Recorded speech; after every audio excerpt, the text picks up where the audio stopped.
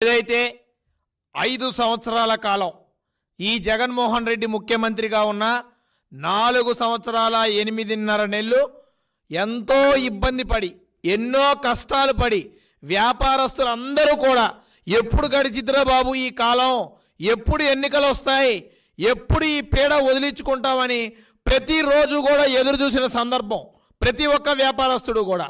అంతా అయిపోయింది, election code అమల్లో ఉంది, ఇక మరే ప్రశాంతంగా మనం ఓటేసుకొని తెలుగుదేశం పార్టీని చంద్రబాబు నాయుడు గారిని గెలిపించుకోవాలి, ముఖ్యమంత్రిగా చంద్రబాబు నాయుడు గారిని చేసుకుంటేనే మేము కానీ మా వ్యాపారాలు కానీ బాగుంటాయి, మా భవిష్యత్తు బాగుంటుందని వ్యాపారస్తులందరూ కూడా భావించిన విషయం అందరికీ తెలిసిందే.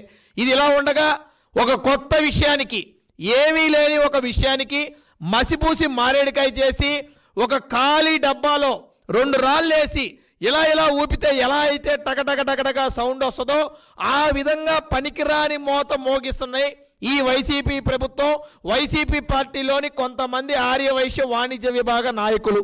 ఏంటయా అని వాళ్ళ వివరాల్లోకి వెళ్తే చాలా క్లియర్గా ప్రజాగలం పేరుతో పెద్ద చిన్న మగ ఆడ ముసలి ముతక అందరికీ కూడా అండగా ఉండాలి, వారికి ఒక అభయం ఇవ్వాలి, బయటికి వచ్చి బ్రహ్మాండంగా ధైర్యంగా ఓటేయాలి, అందరూ కూడా స్వేచ్ఛగా మాట్లాడే స్వతంత్రం ఉండాలని ఒక విషయంతో ప్రజాగలం యాత్ర చేస్తున్నారు మా అధినాయకుడు నారా చంద్రబాబు నాయుడు గారు.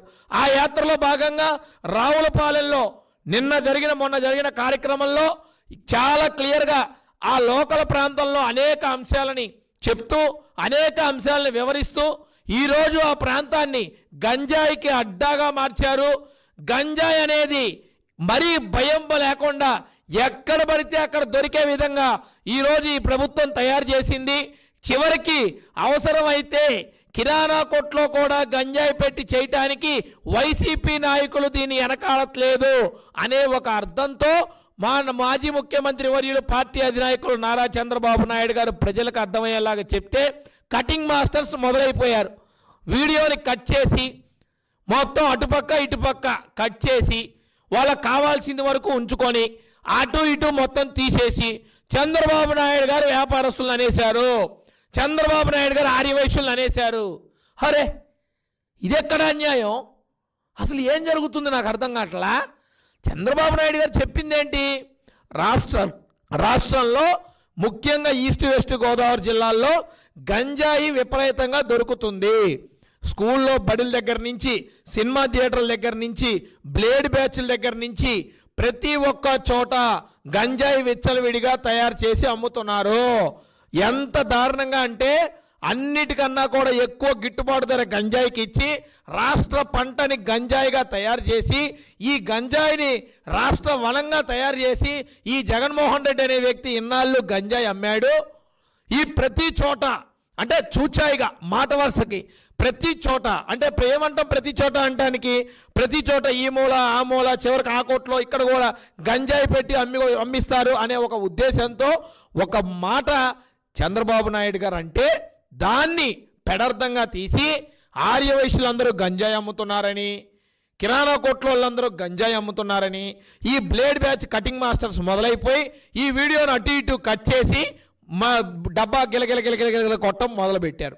అసలు వివరాల్లోకి వెళ్తే రావులపాలెంలో ఛాంబర్ ఆఫ్ కామర్స్ అధ్యక్షుడైన సన్నిహితులు, రావులపాలెంలో ఛాంబర్ ఆఫ్ కామర్స్ అధ్యక్షుడు కర్రి రెడ్డి, ఈ రెడ్డి ఏదైతే ఉన్నాడో ఈ రెడ్డి ఇతను ఒక షోరూమ్ ఉంది, ఇతను ఛాంబర్ ఆఫ్ కామర్స్ ప్రెసిడెంట్ రావులపాలెంగా ఉన్నారు. ఇతను ఒక ఆర్యవైశ్యుడు కాదు, ఇది ఎందుకు చెప్తున్నానో మళ్ళీ మీకు చెప్తా. ఇతను వీళ్ళకి సంబంధించిన 3-4 కొట్లల్లో పెట్టి గంజాయి రవాణా చేస్తున్నాడు. దాన్ని ఉద్దేశించి మా నాయకుడు అక్కడ కొన్ని చోట్ల పెట్టి గంజాయి రవాణా ఇక్కడ చేస్తూ ఉన్నారు, వ్యాపారస్తులను అడ్డాగా పెట్టుకొని ఈ గంజాయిని రవాణా చేస్తున్నారని చెప్పి చాలా క్లియర్గా చెప్పడం జరిగింది. దానికి ఈరోజు తీసుకొచ్చి ఒక పనికిమాలిన ఒక చైర్మన్ ఉన్నాడు ఇక్కడ ఒంగోలులో, దేనికి పనికిరాని చైర్మన్, కనీసం నోట్లో ఏం పెట్టుకున్నాడో కూడా తెలీదు, ఏం మాట్లాడుతో కూడా తెలీదు, ఊరికే ఓవర్ యాక్షన్ చేసి ప్రజల్ని భయభ్రాంతులకు గురి చేసి బెదిరింపులకు గురి చేసి కన్ఫ్యూజన్ క్రియేట్ చేయడంలో మాస్టర్ అతను అంటాడు. ఈరోజు చంద్రబాబు నాయుడు గారు ద్రోహంట, చంద్రబాబు నాయుడు గారు వ్యాపారస్తుల్ని ఆర్యవైశ్యుల్ని కించపరిచారంట. నేను ఒకటే చెప్తున్నా, వెరీ